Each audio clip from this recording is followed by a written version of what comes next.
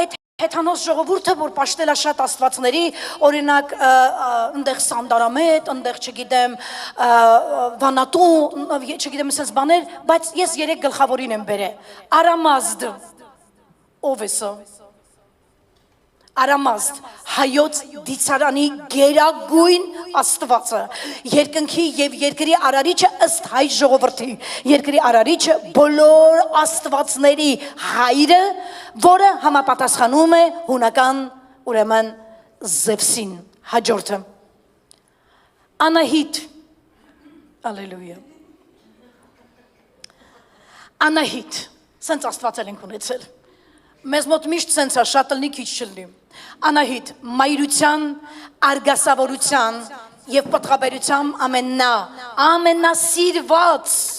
դիցուհին, որը համապատասխանում էր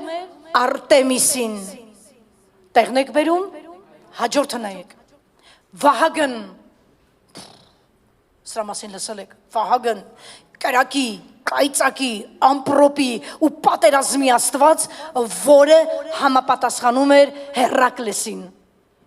Պարզը, ես բերեցի 3 գլխավոր այն աստվածներին, որոնք պաշտում էին իրենք, հեթանոս ժողովուրդը և կրկին մեկ անգամ նորից հարց է առաջանում, ինչպես եղավ, որ նա դարձավ մեզ հայր,